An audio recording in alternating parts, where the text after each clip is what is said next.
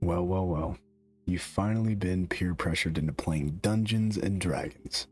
But you have absolutely no idea what you're doing or where to start. Well, luckily for you, that's where I come in, and we're going to go over a few things today. We're going to go over being a player, how to create a character. We'll go into Dungeon Master and where they play a part in this game. We'll go over game dice. We'll go over playing the game in general. We'll go over abilities. We'll go over role playing and over combat and a couple of other things to get your foot in the door to make you a little bit more comfortable for your first session. So without further ado, let's get into this thing. All right, first things first. What is Dungeons and Dragons? Well, at the very premise, it is a TTRPG, or a tabletop role-playing game. And what that means, exactly like playing an RPG on an online video game, you can do it from the comfort of a table, a couch, in front of your computer. All you need is 3-4 friends and someone to run the game for you, or a dungeon master. And what you do is you take on the being of a fictional character, and you get to pick how they act, how they speak, how they interact in the fictional world around them. Just how you would conversate with your friends in a public setting. It's the exact same thing, but you're taking on a fantasy person or a fictional character. All right, so you might be asking yourself, okay, so I play a fictional character, but how do I go about becoming this character? Well, there are two options. If your DM is running a starter set and module, since it's your first time or you're extremely new, there will already be pre-selected characters for you that you can choose from. There's usually about like 5 to 6, and you can literally just pick your favorite one, and the sheet will already be filled out for you with the stats, with the class, with everything, background story. You don't have to do any work. You can just read that and you will become the character that way. But if your DM is going to do a homebrew or run a story from the D&D universe and let you pick your own, there are so many options, and you can pick your own, make your own class, your own gender, your own race. You can create a background story of whatever you want. You could be orphaned and have daddy issues for all I care. You can take that backstory and use it to progress and have character development in the series that you're doing. It's super easy once you can break it down step by step. And I will do a video where I break down character sheets, but if I do it in this video, it will make this very, very long. But your DM will help you with your characters. You should always talk to them when you make your characters. That way they can tell you things that they would love to see and things that they probably don't want to see in this story. It's up to them and up to you to be cooperative together and make it. It's also important to note that you and your 3 to 4 friends you're playing with, their characters and your character are assumed allies. And this is not a solo game. You're not supposed to go in and solo everything. You have to work together to find loot, to overcome challenges. You using your skills and proficiencies, and they using their skill and proficiencies, come together to make a very powerful team in the right hands. You don't want to be a character where you role play to where you're gonna be kind of a dick.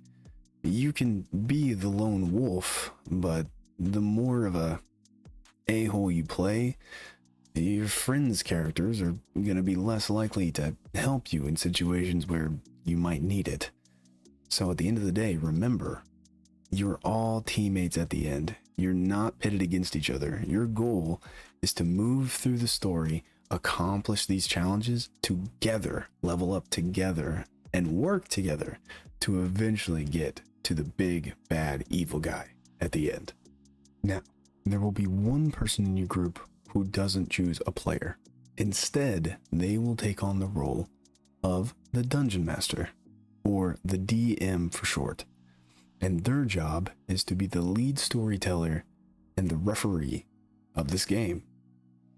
They will play NPCs, they will play villains, and pretty much every side character in the whole story. But this is a big but.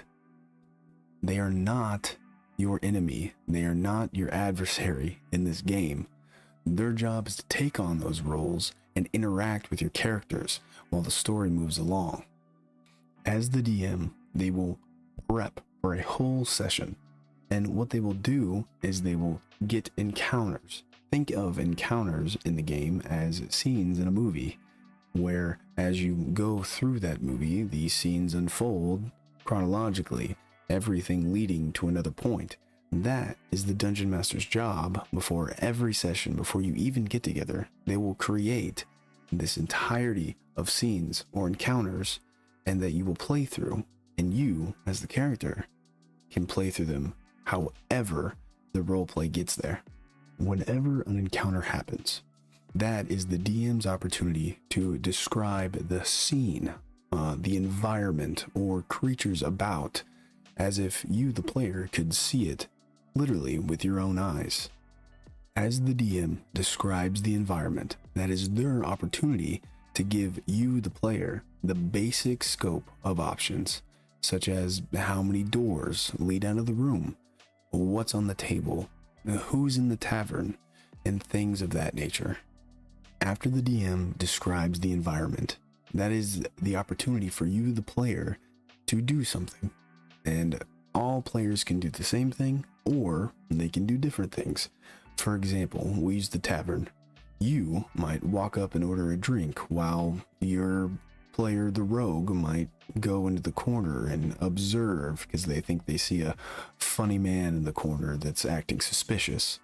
It's completely up to you, and you can use your character sheet for the abilities, or you can just completely make something up. That's the beauty of Dungeons and Dragons. It is a churning pot of your imagination. After the players describe what they're going to do, it is then up to the Dungeon Master to describe the result of their actions. So you, walking up to the barkeep, asking for a drink, the Dungeon Master would then roleplay the barkeep and could potentially tell you the drinks they have and how much they cost. Or if you want to engage in conversation with the barkeep, it might eventually lead into a quest that would help you later on in the line. As for the rogue looking at the funny, suspicious man in the corner, he might ask to roll an investigation check, which we will go over later on in the video, and depending on how high or low that roll is, would depend on the information that the Dungeon Master would give the rogue about this funny man. So far in the video, you might be wondering, okay, so I roleplay, but isn't this supposed to be a game? Shouldn't I lose or win something? Well, that is where the dice come in, and I will explain those right now.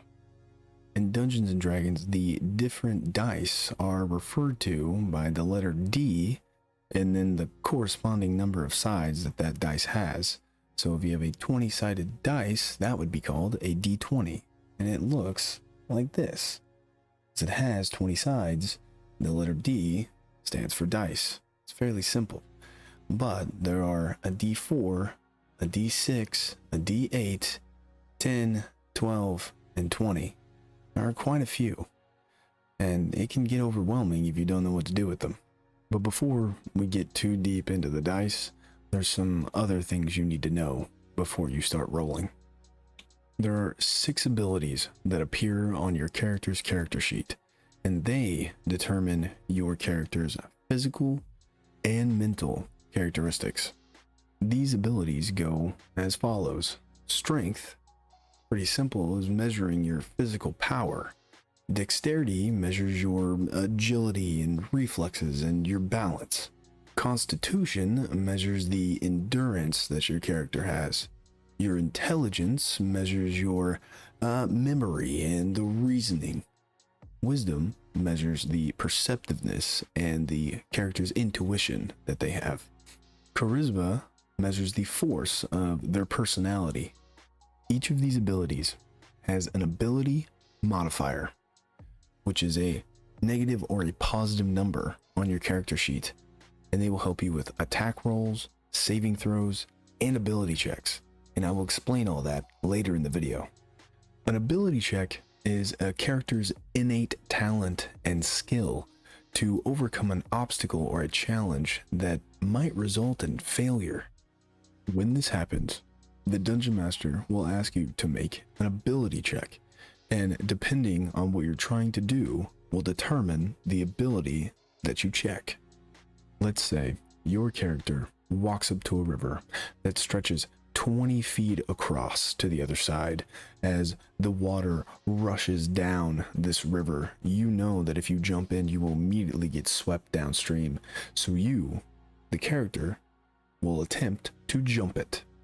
As you say this, your Dungeon Master will then ask you to make an ability check due to the chance of failure since you're jumping 20 feet.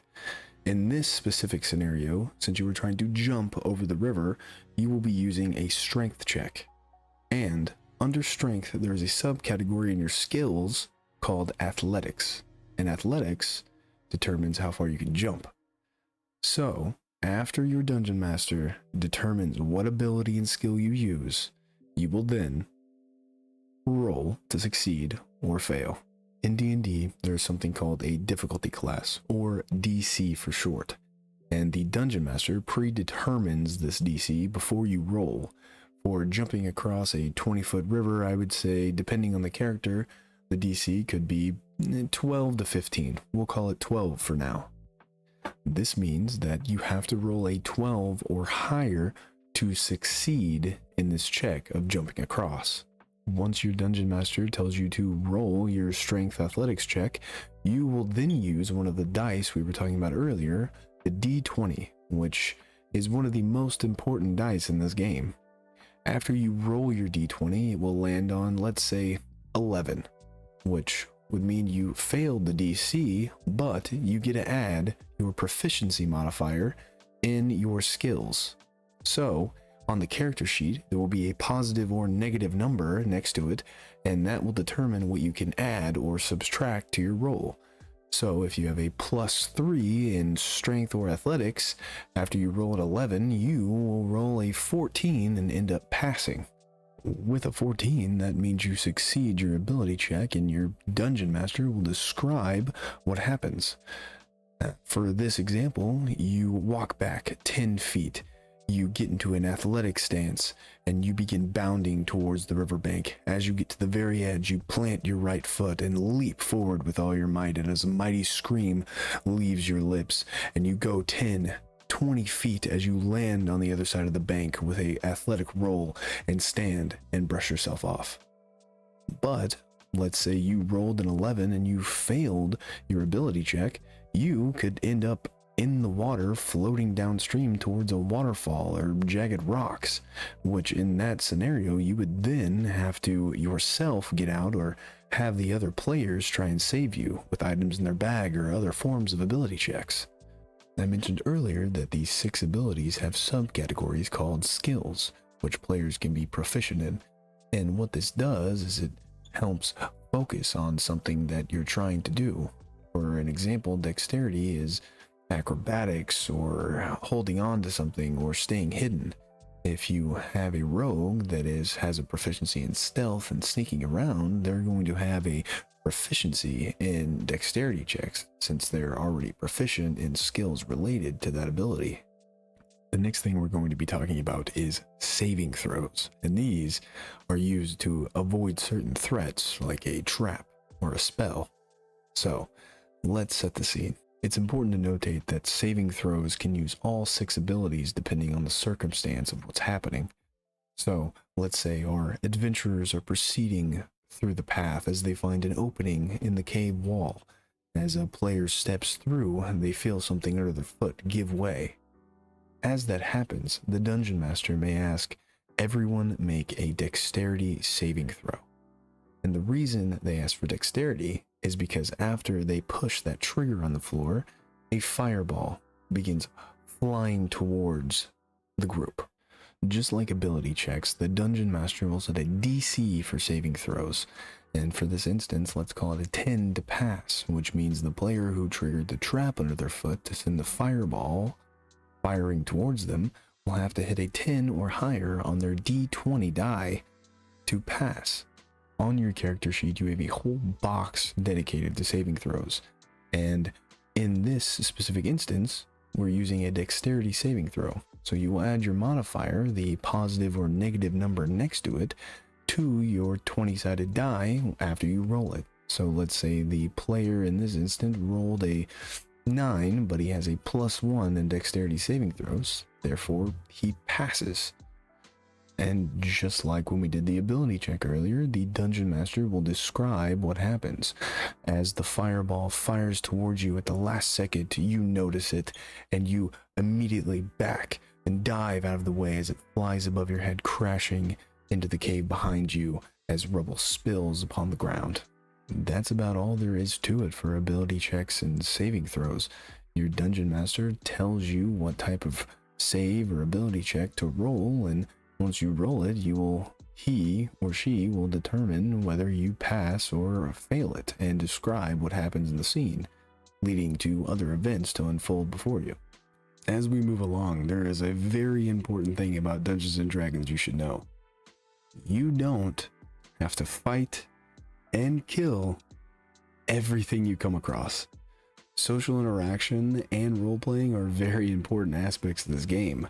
You will get more comfortable with your character, and you'll be able to use your social skills and social checks like intimidation and persuasion, deception and insight to further along a conversation instead of always going into a fight with guns a-blazing. Sometimes you'll be able to talk to a character and get more information out of them instead of fighting them to the death. And those are important things to remember while you play. As you start interacting with NPCs and other forms of enemies and creatures, if you have a good DM, they'll be able to articulate what that creature is feeling. If you're talking to a goblin and the DM describes him as he's looking over his shoulders every 3 seconds, or he's looking down at his pockets, or he appears to be backing away from you slowly, you'll be able to take that as a character and realize that this goblin is probably hiding something, and that you should use a check, like, can I use a persuasion check? And I want to try and persuade this goblin to tell me what he's hiding. And if your DM allows it, you'll be able to roll for it, and maybe that goblin will give you more information instead of just absolutely beating the crap out of it. But don't get me wrong, combat is a very important place in this universe as well, and we're about to get into it. A typical combat encounter is a clash between two sides with a fury of weapon swings, feints, blows, parries, spell casting, and all of this happens in rounds. And with each round, it equals 6 seconds in that game world. And you may be wondering, well, who goes first? Do I just get to walk up and start whooping this monster up? Or does my friend over there, does he get to shoot first? Or how does that work? Well, that is where the Dungeon Master gets to insert the infamous lines, "Everyone roll for initiative."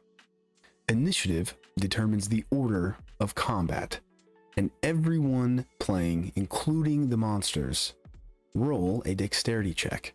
The highest dexterity check will go first, and on down the line as it gets smaller.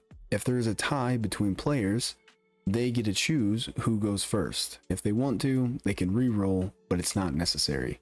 If the initiative is tied between a monster and a player, the Dungeon Master will choose who goes first, and that will determine who starts combat. After initiative is settled and done, you, the player, will start wherever your social interaction ended. So if you were on the left side of the cave, that will be where you start.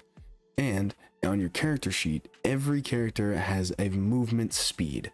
And let's say in this instant, it is 30 feet. If the monster or the enemy is 15 feet away from you, you can proceed to either move up to them or take an action where you are. Let's start with the most common action ever, attacking. When you attack, let's say you are 15 feet away from this creature. If you want to attack from where you are 15 feet away, you'll have to use a ranged attack, either throwing a dagger, using a bow and arrow, things of that nature. Or you can move up on the creature, using some of your movement speed to get up on it, and most melee abilities require 5 feet of distance. And when you get up there and say you want to attack, you have to roll to attack. Every character, including yourself, has something called an armor class or an AC, and when you roll to attack a creature, you have to beat or match their armor class. So let's say the monster that you're trying to attack has an armor class of 8 and you want to use your battle axe. You have to roll a d20 die plus the proficiency of your weapon. So for a battle axe, you roll a d20 and it's a +5 weapon modifier. So if you roll a 7 and you get a +5, you clearly hit that target with its AC. Once the DM confirms that you've hit the AC of the creature you're trying to attack, they will then ask you to roll for damage. When you roll for damage, it depends on the type of weapon you're using. In this instance, we're using our battle axe. For our battle axe, we'll roll 1d8 plus 3. After you roll it, you'll tell the damage to the DM and they will notate that on their character stat sheet. We previously said that you had a movement speed of 30 feet. You use 15 of it to walk up to the creature and then you hit it with your battle axe. Let's say you did 5 damage, the DM notates that. You can still use your movement speed after hitting. You can use all of it up depending on how much you have. So after you hit and you want to back up a little bit, hopefully to deter it from attacking you next, you can then back up 15 more feet. You're only allowed 1 action per round of combat, so you walking up, hitting the creature, and moving back would end your turn, unless you had something called a bonus action, which I will not cover in this video, but I will in a future one. That could change the instance a little bit, but for this specific scenario, that would have ended your turn. There are still several other actions you can use besides attacking on your turn. One of these, if you're using a spellcaster class, you can cast a spell. I'm not going to go severely into casting spells in this video due to it being a longer video, but in a later one I will do a full breakdown of spellcasting classes and how to use them. Another action you can take is called the dash action, and with this action you take your movement speed and you double it. So in our specific scenario, you had 30 feet of movement. If you used your dash action, you could use 60 feet. This is extremely handy when you need to get out of a dire situation or if you need to move up further in combat if you're super far away. It should be noted though, if you use the dash action, that is an action. You can attack once you use it. Your turn ends after you use the dash. Dodging is another action you can take, and when you use the dodge action, you focus on avoiding attacks. Meaning, whenever an enemy comes up and tries to attack you, they roll at disadvantage, meaning they roll 2 d20s, but they take the lowest number. But you have advantage on dexterity saving throws, meaning you roll 2 d20s, but you take the highest number. And you have this until the end of the round and the start of your next turn. Help! You can use the help action to lend hand to another creature or teammate on the battlefield. And whatever task you're attempting to help them complete, they will roll at advantage, meaning they roll 2 d20s and taking the highest number for whatever that task is they're trying to complete. Alternatively, you can use it in combat. If you're going to feint at a character pretending to hit them, you will give the next player in line advantage on their attack roll due to the fact that the monster could be distracted. Taking the hide action is exactly what it sounds like. You're trying to hide and get to cover and break line of sight for somebody attacking you. If you succeed on a dexterity stealth check, you will get advantage on your attack roll next time, and if the enemy tries to hit you, they will roll at disadvantage, depending on what kind of cover you are behind. Sometimes you want to wait for a specific circumstance to come about. When you want this to happen, you will take the ready action. When you take the ready action, you will describe the perceivable circumstance that you think will happen, such as the goblin will walk over the trapdoor and I'll pull the lever and he will drop into the spike pit below. However, some creatures will not do exactly what you think they're told, therefore your action will not be triggered. But if they do exactly that, the action will trigger, causing you to react like that. In specific circumstances, sometimes it might be more beneficial to look for an item that will help you rather than going in and attacking the creature. In these circumstances, you'll want to take the search action, which the Dungeon Master might ask you to make a perception check or an investigation check to figure out where that item might be. And on occasion, you are going to get to where you were in need of some medical aid or attention or needing to use some other form of object. In this instance, you will use object action, and you can either take a health potion or you can pull out some other object that might help you or aid you or your friends in battle. You can also use the use special ability action, and I will not go over that super in detail due to the fact that it is based from class to class to class and character sheet to character sheet. So make sure you read over your character sheet if you want to use this action in combat. Another important aspect of combat is damage and healing.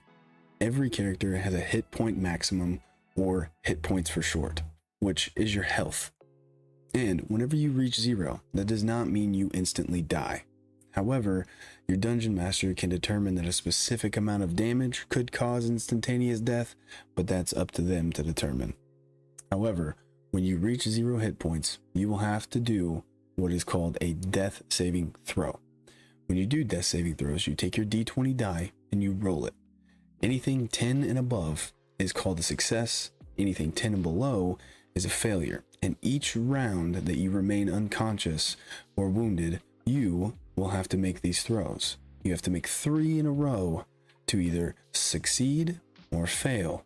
You can have 2 successes and 1 failure. You still have to roll that 3rd success for it to count, and you can still roll 2 more failures to just end up dying. So make sure that you roll as many as you can until you hit those 3 successes or 3 failures. It is important to note on your death saving throws, when you roll your d20, if you hit a 1, which is a critical 1, that counts as 2 failures on your death saving throws. However, on the opposite side, if you roll a natural 20 or a 20 on the d20, you regain 1 hit point back, but are still prone. If your character receives damage while having to also perform saving throws and they get hit with any damage, that also counts as a failure in your death saving throw. However, you can also be healed while in this process. Your other players can come to your aid during this and heal you. That way you can stop having to make these throws. And those are the basics of Dungeons and Dragons. I know that it feels like a lot, it's probably a little overwhelming, but trust me, if you have a good dungeon master and other players around you, they're gonna help you out. And it's okay to fail or mess up or make mistakes. Dungeon masters do it, your players probably do it. It's fine. You can still play and make mistakes. That's the best way to learn. And the more you play, the more it will make sense. I don't know everything. A lot of other creators don't know everything. We just play as we go, and if we have any questions, we'll either look it up or ask a friend. Google can also be your friend. YouTube's your friend. So just remember, just because it's hard and overwhelming now doesn't mean that you won't immediately snap into it once you have your first session. Trust me, it's a lot of fun playing with your friends and just goofing off and having so much fun, because this game you can do literally whatever you want. So keep at it, keep playing. You've got this.